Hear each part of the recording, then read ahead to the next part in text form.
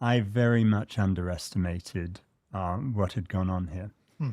because I've represented a lot of people. I'm really quite ashamed as an American that my country has tortured so many people. I've seen a lot of traumatized people, but there's no one in all of the Guantanamo Bay trauma who's been through what Afia's been through.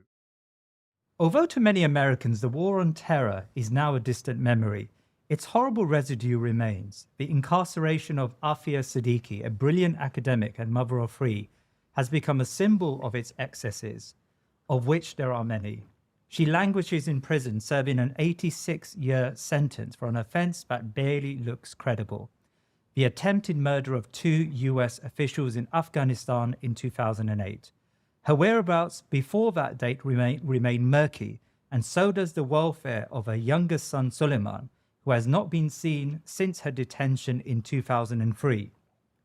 To help us unpick the facts, I have invited Afia's lawyer, Clive Stafford Smith, to shed light on what happened to Afia and her children. Clive has helped secure the release of 86 prisoners from Guantanamo Bay and still acts for the remaining numbers.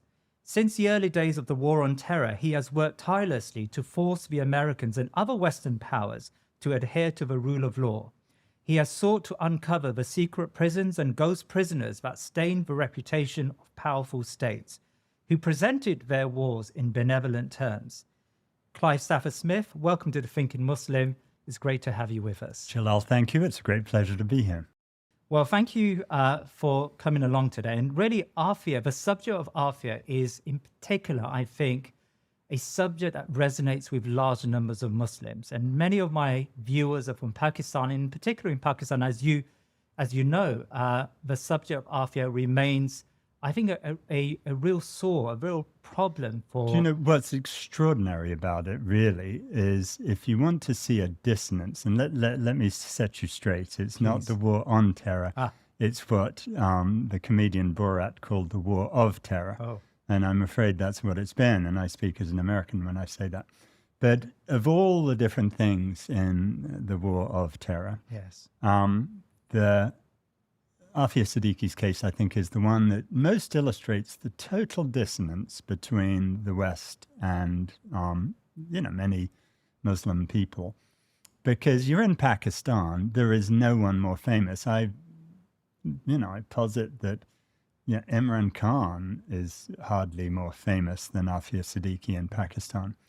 Whereas if you go to America, where she's held, you'll never find a single person outside the Muslim community who's ever heard of her.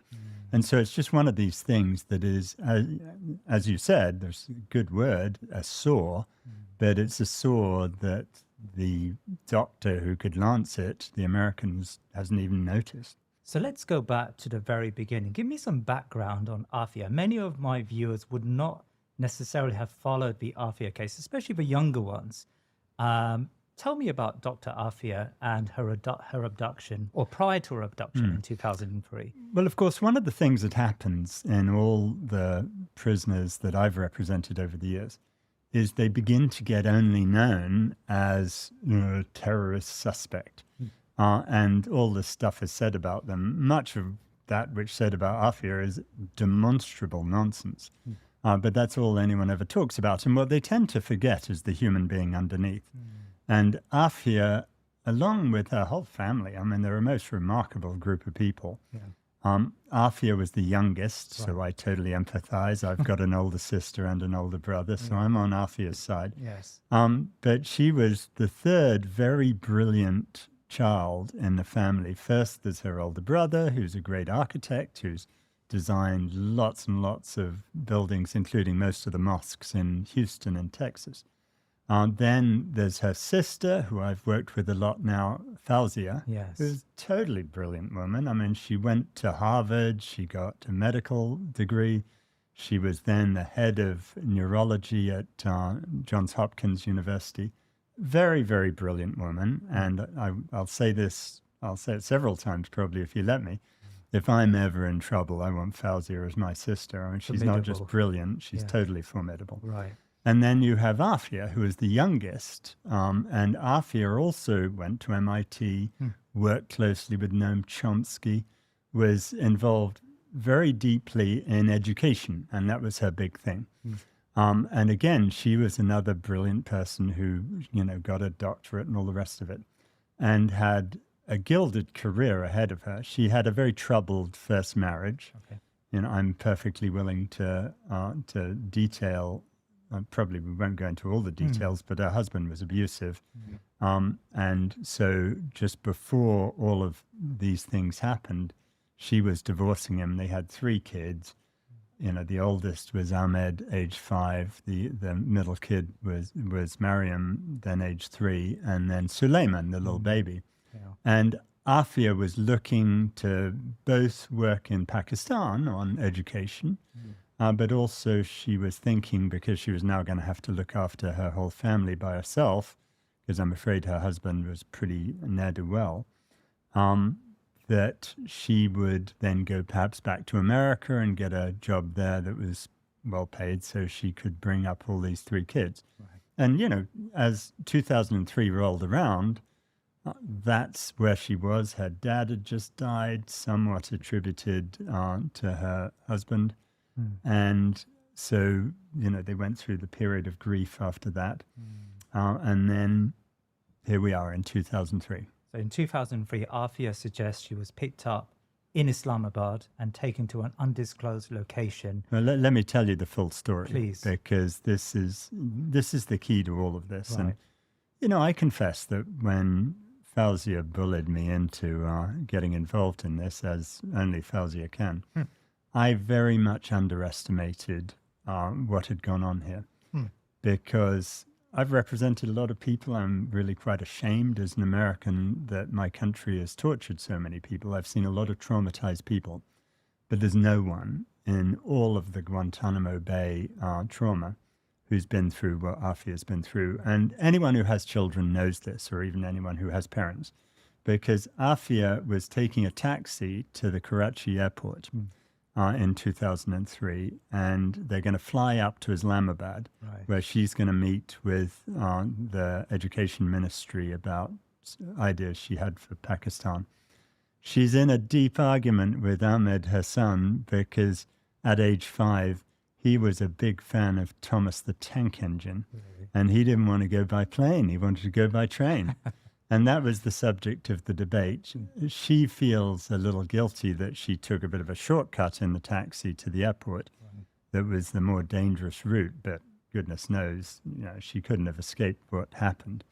Because what was happening to so many people back then. I didn't know this 20 years ago, but we as Americans were offering huge amounts of money for people. With Afia, it was reputedly about $55,000 was paid to Musharraf's people to abduct her and turn her over to the Americans. Now, this is where her case diverges from everyone else. Right. Because in the car are her 3 children. The goons surround the car with a bunch of their cars. They reach in, grab the little boy Ahmed and the little girl Mariam out of the car screaming. Afia has the little baby in her arms. Ahmed has described, and this is age 5, and it's really hard for him to think about this sort of stuff, that he and Mariam were in this other car and were looking through the back window when it seemed that Suleiman fell and was on the ground, with blood around. Now, honestly, I don't think that description necessarily holds water. Yeah. What it does reflect is the trauma that he's been through. But, perhaps that's when Suleiman was badly injured, but perhaps not. And, this is what's worse for the family, actually, with respect to Suleiman. He would be coming up to his 21st birthday, and they don't know whether he's dead or alive. Now, that's a terrible crime and a terrible trauma for Afia to have witnessed, but actually got much worse. I mean, I cannot fathom what my country, the United States, thought what they were doing, because they took Ahmed, age 5. As you well know, it's 1,000 kilometers from Karachi to Kabul. Yes. They took him to Kabul. They put him in a juvenile prison in Afghanistan as a 5-year-old.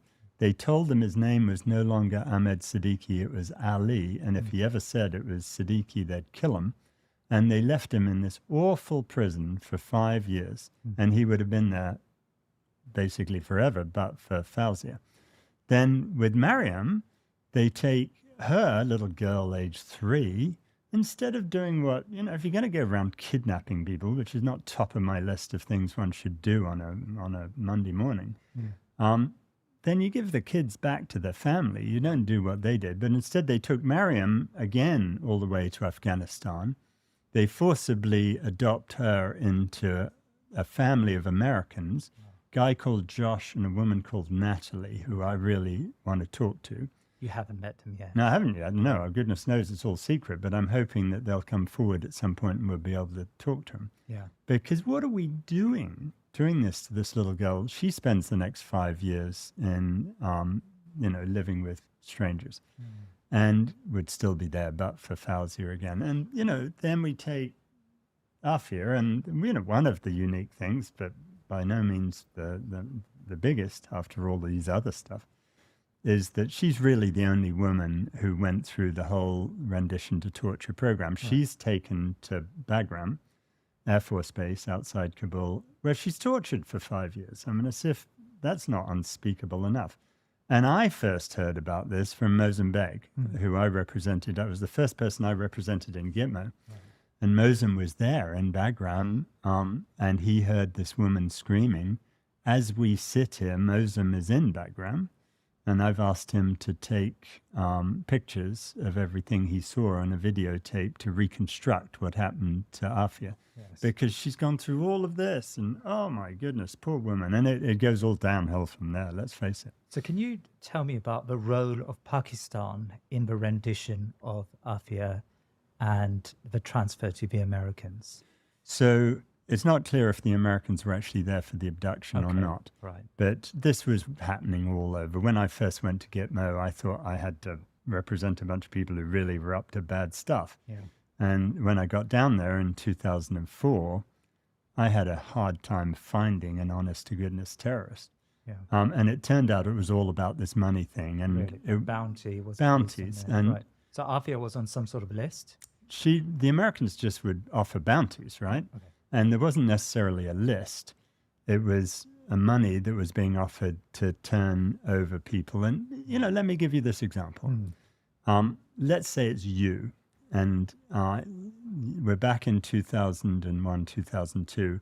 I offer you what is for the local people the equivalent here in London of, let's say, $250,000, a lot of money. Yeah. So I'm offering you that to snitch on someone who you don't know, who you think's probably a bad dude, and you're going to get $250,000. You're going to do it?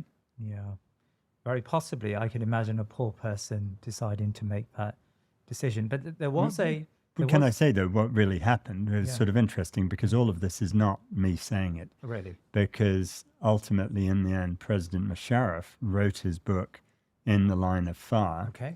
Which I strongly advise you not to put on your bookshelf. It's a really bad book. No. But I think it's page 234 of the paperback edition that I read. Yeah. He boasts that more than half of the Guantanamo prisoners were sold to the Americans for bounties, which we, the officials, got the money, he said. Now, the Americans were pissed off about that because, not because they were paying bounties. Yeah, that was true. But because actually the money wasn't meant to go to corrupt military officers, it was meant to go to citizens. Yeah. But that's what was happening, and that's what happened to Afia. There is a claim by the Americans that between 2003 and 2008, Afia was not in prison. She was not held as a ghost prisoner in Bagram, but she actually was moving from house to house in Pakistan and Afghanistan and even Iran. I mean, how do you respond to that claim? I'm sorry to say this on your recording, but we have a legal term for that, and it's total bullshit. Right. Look, we know she was there. We got the records of the prisoners who were in Afghanistan, in Bagram, and we've got all sorts of witnesses to it. And I don't know if the U.S. has ever made an official statement saying she was doing that. Because they just don't, they tend just not to say anything, and then Right. gossip comes out. There's lots of gossip about I that, read a lot about it. Yeah. but it's nonsense. Right. And she was in Bagram the whole time, going through pretty unspeakable stuff. And Do we then, know what happened to her in Bagram?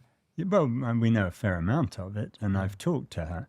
Yeah. Now, with all of these things, I'm always loath to go into too much detail yeah. until I've figured out everything else that we know, because I don't want to re-traumatize this poor woman any more than she is traumatized. But no, we know what went on in Bagram, just as we know what went on in all the other prisons. I've represented scores of people who went through what she went through, and the U.S. government always lies about it. Right. But I'm telling you, it's a lie. What we did was torture, pure and simple. And what the proof of the pudding is, we let her go, right? So for all this nonsense that they go on about Afia, and we can talk about the allegations, I'd love to clear some of them up. I mean, people say she was American. People say she was married to all sorts of Al-Qaeda senior people. It's total nonsense. Right. But one thing that is absolutely clear is that after abusing her for 5 years, they let her go. Now, that doesn't happen if they think she's a bad person. So she was released in 2008, and she finds herself in Ghazni province in Afghanistan. You say she was released because they couldn't find anything on her, but what happens next? Because can I just interrupt that? I Please. hate to do this to Yeah. you, but I think it's really important in the meantime to understand what happened to the kids, because Please. that sets it in perspective. Sure. So Fauzia, who is the aunt of the kids, is desperate both to find her sister and desperate also to find her two nephews and niece. Yeah. And so she just goes to the ends of the earth on this, and she contacts everyone, the Red Cross and everyone like that. She gives them pictures. Right. And after almost 5 years, someone at the ICRC, the Red Cross, finds someone who seems to look like Ahmed in this prison in Afghanistan. So he's remained in this prison for 5 years. Well, of course, no one knew about that, Wow. but yeah. Wow. So anyway, what happens is this woman from the Red Cross takes the picture Yeah. to him and asks him if he recognizes the woman. And he says, no, his name's Ali, and he doesn't know her because that's what he's been told he has to say. But thankfully, as she's leaving, he says in a plaintive little voice, oh, can I keep that picture? And so, as far as Fauzi is concerned, that might well be him. Now, in the meantime, the authorities in Pakistan do something pretty reprehensible. And they tell Fauzia that there's this other boy who is Ahmed. And she says, no, there isn't. He's not related to me. I mean, I'll adopt him if you want me to, but it's not Ahmed. So in the meantime, she wants to talk to the child in this prison in Afghanistan. Fauzia has a very distinct voice. And she had a very good relationship with Ahmed because Ahmed did not get along with his father at all and spent a lot of time with Fauzia. And so Ahmed called Fauzia Ada, which I'm reliably told doesn't mean anything. And it was just a silly little nickname. Yeah. So when she forces them to let her have a phone call with this child. The moment she says a word in her quite distinctive voice, the little voice at the other end of the line says, Ada. And at this point, for Fauzia, forget the DNA and everything, we know who that is. Sure. But they did do the DNA, discovered it was indeed Ahmed, and so she got him. Then she now knows that she can get the others if she just keeps trying. So she carries on. She ends up meeting Hamid Karzai and convinces him of the horrors of all of this. And to his credit, he then says to his people, you've got to find this little girl. Karzai, the former Afghan president. Yeah. Yes.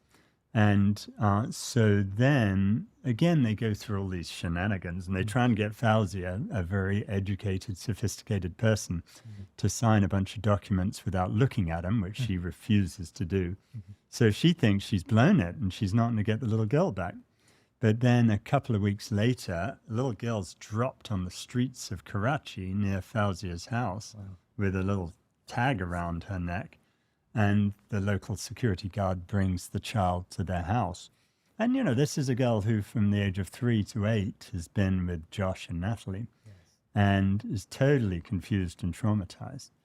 but now Fauziya has them both. And then there's an argument because they were born in America, so they're US citizens, as am I. And the US doesn't think Fauziya should adopt them and comes up with all this nonsense about how, they're Americans, they should be given the opportunity of being in America. And Fauziya says, oh, you mean you think they might have a Harvard-educated parent and, some doctor who can look after them? And the American says, yes. And she says, well, that's me. And, this is just, but I look at that and I think to myself, who was it that thought that it was okay to take two little American children, wrench them to another country, put one of them in prison and make him say he's an Afghan child, and the other in some random family? I mean, who thought that that was something that our government had the right to do? It's just beyond me. And with Suleiman? And Suleiman, we still haven't found him. And, I was first thinking, well, the kid was killed, that's that. But actually, when I learned about all this other stuff with Ahmed and Mariam, you think, wow, maybe he didn't die and maybe he was adopted into another family. Yeah. He was 6 months old. He wouldn't know who he was. So for all we know, he's in Arkansas or someplace with some American family. So, that is possibly, the whole idea of having disappeared children. You just never give up, do you? If it was my child, you'd never give up. Yeah. And so until we get some sort of closure one way or the other, I don't think this family is ever going to give up. I want to go back to the 2008 episode. But before I do so, sure. you talked about two terms here. You've discussed ghost prisoners and rendition. I mean, I've got a very basic understanding of these, but for our viewers, can you just explain who are these ghost prisoners? How many of them are there? What was the rendition program? And, what were the implications on civil liberties and international law at the time? When Guantanamo first started, right after 9/11, I was in Louisiana doing death penalty defense back then. And when all of this happened on 9/11, and the Americans responded so viscerally, to be honest, I just didn't get it. And that was partly because I grew up as a child in Europe. And, let's face it, we've been killing each other for the last 2,000 years. And one thing that one has to understand about the American people is that you could name the 3 times that America's territorial integrity has been attacked. And you could name the dates of 2 of them, 9/11, December the 7th, 1941, which was Pearl Harbor. And then the third one was the War of 1812. Yeah. That's it. That's the only times it's ever happened. And so this had an enormous impact on the American psyche. And when our beloved government came up with the idea of Guantanamo Bay, I was aghast. My whole life has been about preserving the liberties that we have in the US Constitution, which is a fabulous document. And this was just more of the same that we've been doing to young black men for a long time. Suddenly we had a new hate group, which were bearded Muslims. Sorry about this, Jalal, but that's you. That's it. And so what we did was we jettisoned hundreds of years of the development of the rule of law. And we started this rendition program. And rendition is a word, we just make that up. Right. Because there's a perfectly legal way to take people from one country to the other, and that's called extradition. Right. You go through a court system. When you don't go through a court system, it's called kidnapping, and that's a perfectly good word for that. But we started using rendition, still more extraordinary rendition, which is really just kidnapping. Right. And we kept everything secret. And for years and centuries, that's been illegal. You can't go arrest someone and keep them secret and not give them a lawyer and all that stuff. So we took people to secret prisons. Guantanamo Bay in the early days was utterly secret. Right.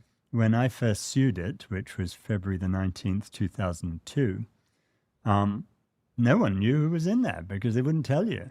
And I genuinely thought there were a bunch of guys captured on the battlefield of Afghanistan. Turned out to be totally untrue. But then with some people who we thought for one reason or another were particularly bad dudes, we took them to a series of secret prisons. And yeah, I'll tell you just briefly the story of Binyam Mohammed, who is from here in London. Yeah. And Binyam, they thought he was behind a nuclear bomb plot. And how's your physics, Jalal? Not very good. No, I'm afraid. I think it's good enough to understand what I'm about to say is nonsense. Yeah. He was tortured into saying that he knew how to make a nuclear bomb. Wow. And he said that what you do is you put your uranium in a bucket, you swing it around your head for 45 minutes. That divides uranium-239 from uranium-235. You're getting very Bob's your technical. Yes. Well, I mean, the truth is, I don't know why Iran wants these centrifuges exactly. when they can do it in a bucket. Yes. And this was the basis of the nuclear bomb plot. So we were, and I backtracked that when I represented Binyam and discovered it was a spoof article from 1972 that he had seen. Right. And so this is the crazy stuff that came out. But the US was deeply paranoid at that point and would take people to secret prisons. Binyam was taken to a prison in Morocco where they took a razor blade to his genitals every 2 weeks for a year and a half. And then you get all of this total nonsense out of people. And this happened a lot. Now, with Afia, and then you have to backtrack to try to work out why did they think this person was such a big deal when he's actually nobody from London. And so with Afia, it was interesting. And I just learned something quite interesting about Afia, which I didn't know, which is in addition to having people turn folk in with false stories for bounties, with Afia, the US had got it in their tiny little minds that Afia was somehow a bad person because she had a degree and she could go in and out of America. And, so they thought, oh, maybe she's the next pilot to pilot a plane somewhere. And so they start interrogating people about the folk that they're concerned about. And the problem with that is they're torturing those folk, right? And what I learned was this, that there was a picture book of everyone's photographs of the people they were suspects of. And the people who were being tortured knew they had to say something about someone, but they didn't know any of these people. And I won't name who said this because he's very embarrassed about it, but one of the people told me that actually among these prisoners, what they did was because they didn't know anything, they made up stories about the woman because they thought in their rather chauvinist world that the US would never do anything to a woman. So it was safest, if you're going to make up a lie, to do it on the woman. And that's why the US got it in their minds that somehow Afia was a bad person. And then suddenly you get this circular game of everyone making up more stories and so on and so forth. It's why you need a real trial so you can sort the wheat from the chaff. So in 2008, she was released from her prison as a ghost prisoner from Afghanistan, and she ends up in Ghazni province in Afghanistan, outside the governor's house. Now, the US claim she had a bag full of so-called extremist or terrorist material, maps, and various other concoctions. And talk us through the story. So what happens when she ends up? Well, let me tell you what really happened. Right.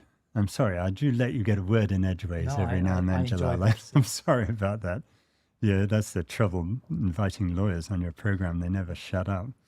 What happened is quite extraordinary. I believe Afia, and she's told me, but what she says just makes 1,000 times more sense than what the Americans say. Afia says that when she's dumped out of Bagram, she's told by the Afghans that she can get her daughter back, Mariam, and that if she goes to Ghazni, she'll be able to get her daughter there. Right. So she's totally traumatized at this point. But the one thing that she's clung to the whole time in Bagram is, where's my son, my daughter, and my other son? So she goes to Ghazni thinking she's going to get her daughter back. Well, the Afghans are done because, really the truth is when we've done things like this, we kind of want to get rid of you because then there'll be no stories about it. Right. The Afghans had told the Americans that she was a suicide bomber and she was going to target the governor of Ghazni. And So this all comes from the Afghans. well, I'm not sure it's all the Afghans. Okay. But anyway, they tell the Americans that. The Americans come flooding in and they shoot her. And they shoot her thinking she's a suicide bomber. They discover she's not a suicide bomber. Oh dear. Now we've got to have a different story. And they didn't kill her. So it's at that point they start coming up with this other story. And now the trial story, they took her having, given her some medical attention back in Bagram. They took her to the Southern District of New York. Right. Now, one thing you need to know about the SDNY is it has a 99% conviction rate. It's not a place you get a fair trial. But that's true of most federal courts in America, to be honest. Right. So they took her there, and the story that they told was that she was in American custody, that she'd been in custody for a while, but she wasn't handcuffed. That's a lie. That would never, ever happen. Right. But then a soldier left his rifle on the ground unattended. That would just never happen. I mean, you've got to be kidding me. And they say she reached for that gun to use the gun to try and shoot her way out, apparently, of the prison she was in, which pretty stupid too. And then they shot her in self-defense, and then they charge her, although she's the only one who's been shot, they charge her with attempted murder of a federal official. Now, there's just so much wrong with that, quite apart from the facts. I mean, let's pretend for a minute that all of that happened. Right. We're in a war zone. If she really is an evil enemy of America, it's a war. She's not guilty of attempted murder. She's guilty of being in a fight. But it's not what happened. And so the U.S. confected that whole thing. And then she had a profoundly unfair trial. But in the meantime, poor Afia was totally traumatized, having just got out of 5 years of torture, having not got her kids back, and having then been shot. This poor woman, it's astounding. She can still string a sentence together. So she stands trial in 2008, 2009 in the United States. Why didn't the federal prosecutors bring up the terrorist charges? Why did they charge her on these? You got to put your finger right on it. Right. They didn't bring up the terrorist charges because there weren't any terrorist charges. Part of the problem was they didn't want the jurors to know about 5 years of her being disappeared and tortured. Yeah. Now, the moment they say, the first thing is they don't have any evidence that they could possibly use in a court that she was a terrorist. But if they did, that would allow the defense to introduce everything that they did. Now, they managed to keep all of that basically out. Right. So, This bag full of evidence, so-called evidence, has it ever come up? Has it? Oh, look, I've seen certain things. It doesn't show anything. Okay. Again, we're talking, I've been through this 1,000 times with the Guantanamo prisoners. They have all of these different allegations that are just extraordinary. Yeah. But you see them in every case. I mean, this thing, you see what that is? The Casio watch. No, it's not. It's evidence that I am a terrorist. Really? Because I think roughly about a third of the people in Guantanamo Bay were accused of being terrorists, in part because they had Casio watches. Can I see your watch? I don't have a watch. No, well, that's some Because small... I don't want to be accused of being a terrorist. Gilal, perhaps you're not a terrorist. I don't know, but there are lots of other reasons. I suspect you just because you're a bearded Muslim. Yes. This is the sort of crazy stuff. Sorry, the Casio watch, explain that to me. So why? So the US government, someone infantile, decided that Casios were what could best be used to make a bomb. Oh. Apparently so. I don't know if Casio wants to comment on that, but I bought this because when I was representing Binyam Mohammed, he told me that. And I thought, I'm sorry, just as a laugh, I think I'm going to wear one too, because I'm going to go to court on this ridiculous allegation wearing a Casio watch. Well, so she stands trial and she's prosecuted for the attempted murder of 2 FBI agents, and she's found guilty of that. Did she protest her innocence during that trial? Yeah. So explain her state of mind during that trial. Well, I think that's a difficult thing because, and I'm also slightly loath to talk too much about Afia's traumatized physical and mental state because my father was bipolar and my father was had a very problematic life. And we all know Yeah. how it undermines the dignity of people to talk too much about what I don't like the term mental illness. I think it's a bad term, Yeah. but I don't want to go saying too much. Afia, I'm going to say this about her. If I took you, I killed one of your children in front of you, I took the other two children and disappeared them, I took you off and tortured you for 5 years, then I told you you could have a kid back and I shot you, and then I accused you of attempted murder, where do you think you'd be? And so, that's really all one needs to say on that. I think it's a miracle that when I did get to meet her, while she has all sorts of thoughts about America that might make the average person think she was pretty paranoid, the truth is, I think we'd all be a bit paranoid. And Fausia, wonderfully intelligent, sensible human being, Yeah. would not fly to America by herself without me going with her because she was worried it was going to happen to her. Now, so I'm not going to say that in any way Afia is anything other than traumatized by the unspeakable things that we've done to her. So Fauzia went to see Afia for the first time a couple of months back. Yeah. You were present with her. So how did you manage to Well, get there? I only got involved in Afia's case in January. And the reason for that was I just got 3 of the Pakistani folk out of Guantanamo. And in a very stupid, weak moment, I thought I had some spare time on my hands. And Fauzia asked me if I'd go see Afia. Yes. And I was in Guantanamo, and I had to go to Texas anyhow, so it would have been churlish to not say yes. Yes. So I went to see Afia, and the moment you've met this poor woman, you can't say no, right?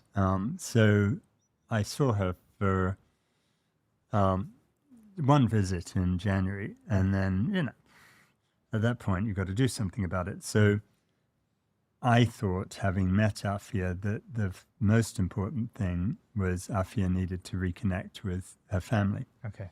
And so Fauzia had been denied a visa for a long time, but I just don't think the people who have been helping her know how easy it is to bully countries. Really? I've got to say, it's my profession. I love doing it on behalf of weak and abused people. Yeah. So we got the US to give her a visa pretty quickly. And then she was very worried about going into America. So we got, I wrote to the Americans and we told the Pakistan government they had to. And to their credit, I flew 7 hours in the wrong direction to Dubai to meet her and then 16 hours the other direction to Houston. The US was really good. And they met us at the gate of the plane, whisked us through. I wish I might get that every time I go to America. It'd be great. Yeah. So it was fine. And then we went up to Fort Worth, and I'd arranged for us to go in 3 days in a row. And Senator Mushtaq Ahmed was with us, who's been a very staunch and decent ally on this. Senator from Pakistan, Yeah. from the assembly. All right. Yeah. Okay. And so, I took Fauzia in first. And, fabulous to get her in to see Afia, but there were some things about them which just illustrates the inhumanity of this. So they wouldn't allow a contact visit. So I asked, and Fauzia asked, can I just hug my sister for the first time in 20 years? No. We've been through all the searches. I mean, there's nothing we were going to do. And this is just mean. The guards were nice, don't get me wrong. They were perfectly professional and they tried to be nice. But this was the rules. And so some of that was deeply unsatisfactory. But at the same time, it was lovely that they were both there. And some of the stuff just made me laugh. The 2 of them, they're sitting there and they're swapping a few stories. And then they start singing these playground ditties. Apparently, Afia once thought she was Shirley Temple with her little curly curls. And they start singing some ridiculous song. And it was lovely. It was very sweet, but incredibly traumatic for both of the sisters. But one, Afia was going to go back to her cell and didn't know if she would ever see her sister again. And Fauzia had to leave the prison, which is the worst thing you can ever have. So it was really hard on both of them. Does Afia know what happened to her 2 children, to Ahmed and Mariam? Does she know about their whereabouts and how they're doing and their Well, she does yeah, now. I yeah. mean, one of the other things, which is just stupid, is they wouldn't let Fauzia the show visit. pictures Oh, at the okay. visit. Right. But they'd let me do it on a legal visit. I had a legal visit the second day, so I took the pictures in. So why am I, as a lawyer, allowed to do that, but somehow Fauzia is not? So that was just silly. But certainly she knows. But one of the things that struck me very profoundly was when Afia talks about her children, she talks about a 3-year-old and a 5-year-old. She's that her life froze in that instance in 2003.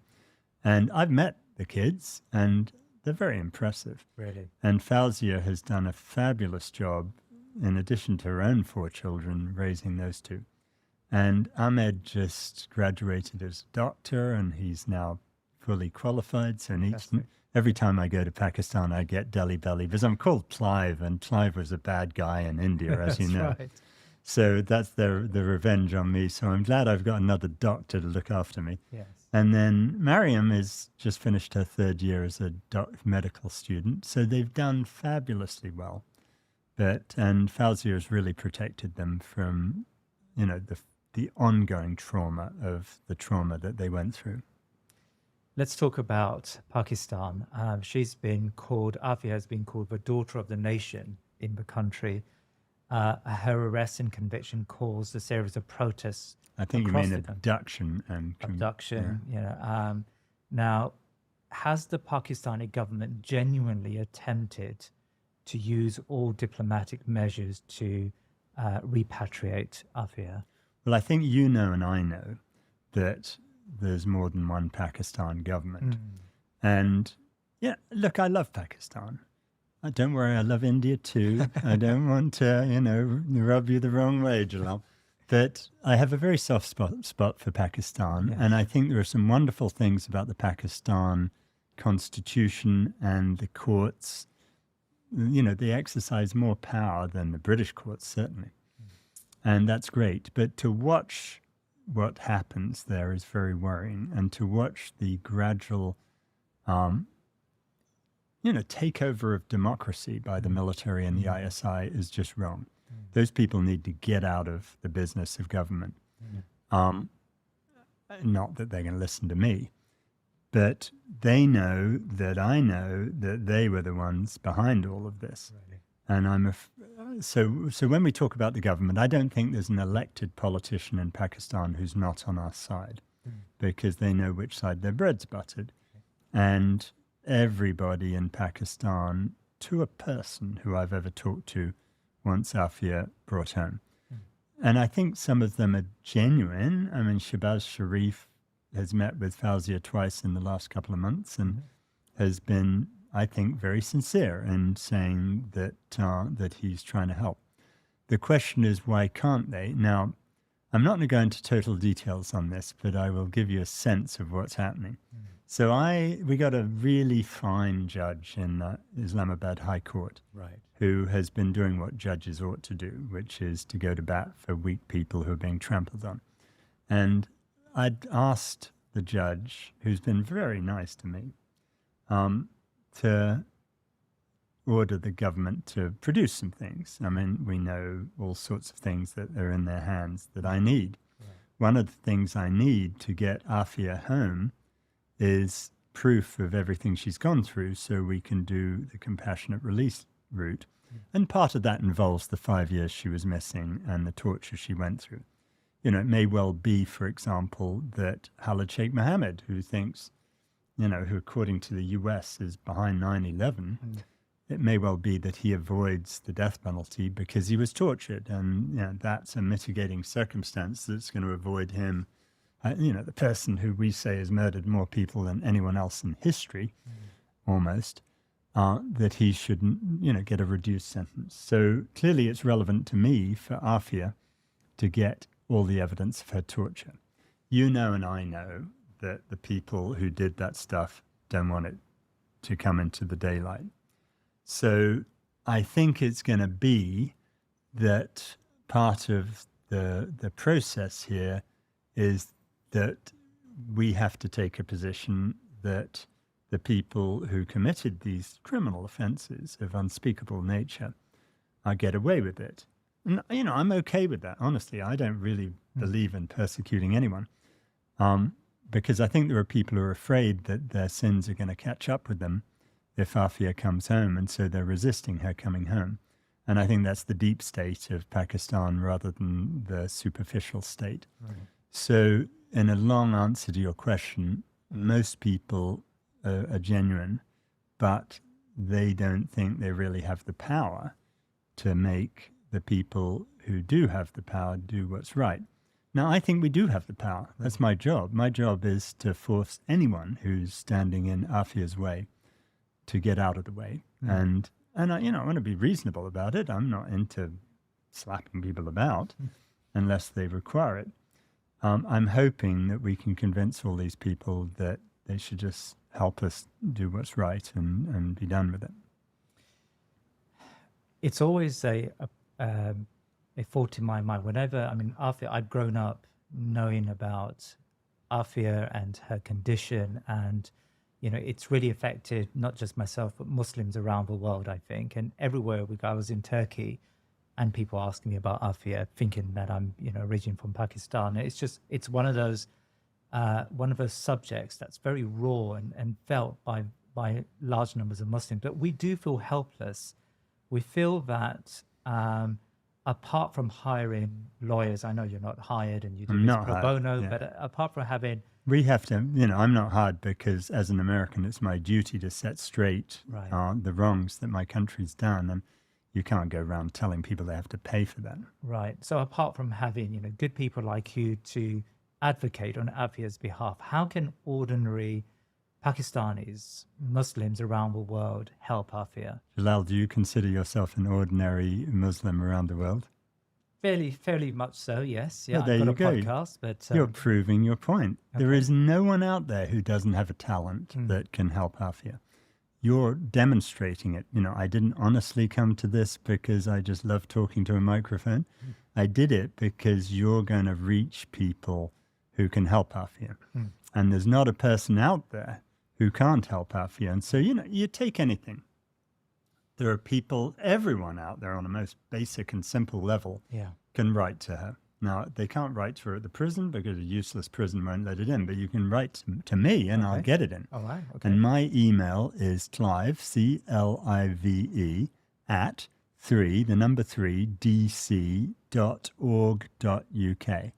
And now that you've all got it, in the show notes, put it in the show. Yeah. And anyone can write to me. I will take that in on my next legal visit with her. And the thing about that's good is on my first visit, when I told Afia that she's a legend in Pakistan, she was visibly shocked. She thought everyone had abandoned her. Really? So having people do the simple act of writing to her is fabulous.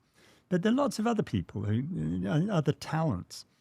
With my Guantanamo clients, I've had people who have been artists, who have worked on the artwork that my clients had from Gitmo. Afia's a great poet. We can take her poetry and do that. Really?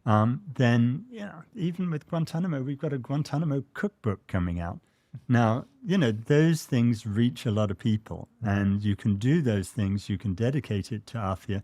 That not only gives her dignity, but you can maybe raise some funds a bit and help us. We do have lots of costs. We've got to get doctors in to see her. We've got to fly Fauzi around the world on this stuff, and so on and so forth. So, we have a crowdfunder, actually, if you can put that up, if you don't mind. Please, I will, yes. And that way we can raise the funds we need to make things happen. And in the end, we'll get her out of there. And then, some of the great people in America who I've met on this, the Muslim folk, I want to build a network of Muslim Americans who are going to contact their senators so that we can then get to those senators and we can get those senators to get to Biden. And then we can get Biden to help us cut a deal. And the obvious deal is Shahid Afridi, right? Not Shahid Afridi, Shaquille Afridi. Shahid Afridi, I think, would play cricket for my team. Yes. Yeah. He actually played against us in Pakistan when I was on a tour down there. So it's not Shahid. Sorry, Shahid. It's Shaquille Afridi because the Americans think Shaquille Afridi helped us murder bin Laden. So the Americans would love to swap Afia for Shakil Is at that this so? point, I think. Right. Now, there is some resistance in Pakistan to that from certain people. We need to just convince those people not to resist. And then we've got to get to Biden to make that happen. And then we can swap her and send her back to where she needs to be in Karachi. So anyway, everyone can help. I just want everyone who's watching your show to know that you can help. So we've got to keep the issue live. We've got to raise it on our platforms. We've got to make sure that Afia's name is not forgotten. Writing letters to her on a regular basis would be very welcome. So I will put your email address in the show But notes. also have your kids write poetry in school, have, Right. you know, whatever. But also have, you know, think about the different things that your individual talents are most suited to, because really that's what matters. Right. And if you're good at making a video game, make a video game where you have to go through all these steps to take an innocent Pakistani woman and torture her.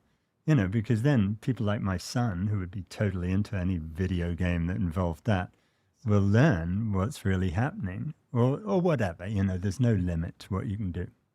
Clive, you advocate for prisoners from Guantanamo Bay and elsewhere. I mean, what motivates you to keep the fight going?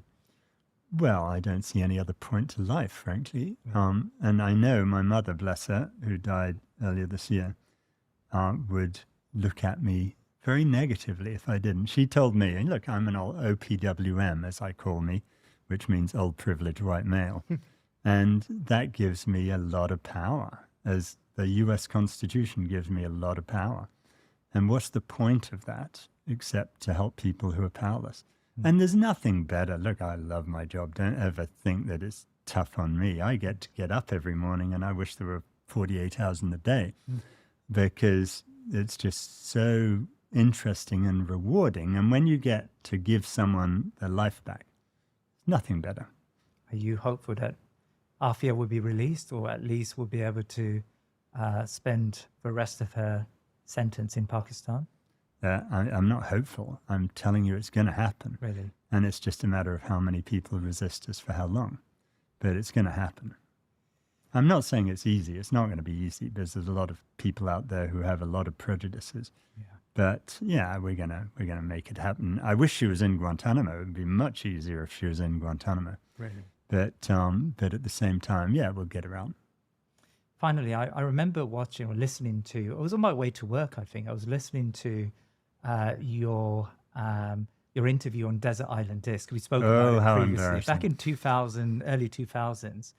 And I think the last question, the normal question, the setup question is, you know, what books would you take to your desert island, to your mythical desert island? And I think your response was something like you would take the Arabic and English version of the Quran. I know you're very busy, but how's that project going for you? Have you No, not at all. managed to read? Look, I've read the Quran when I was young. The reason I wanted to take it then, I think it was around 2002, was I knew that I needed to learn Arabic. And I thought I should do it that way. And the way I always learn foreign languages is by learning poetry. Because then, you know, when I do Nel mezzo del cammin di nostra vita in Italian and that, I may have a dreadful accent, but I sound incredibly erudite and pompous because I'm citing Dante. So I thought I would learn Arabic by learning the Quran, and then I'd sound very pompous. But I'm afraid it didn't get very far. I will tell you a story about that. Right after 9/11, Yeah. I thought, no, I better go back and read the Quran again. I haven't read that for a long time. And I had a copy.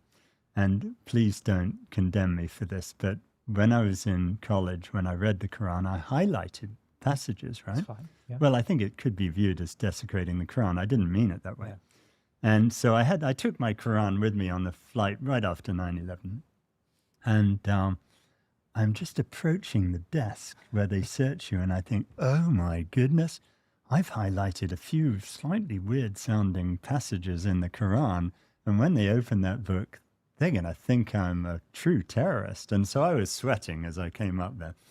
And so they passed right over the Quran. They didn't even notice. And they found a set of nail clippers, which is why they took me aside and said, you can't take these nail clippers on board. And I thought, no wonder the Americans are never going to catch anyone. Clive Savage-Smith, you've been really gracious with your time. Thank you very much for your time. My pleasure. Thank you so much. Thank you.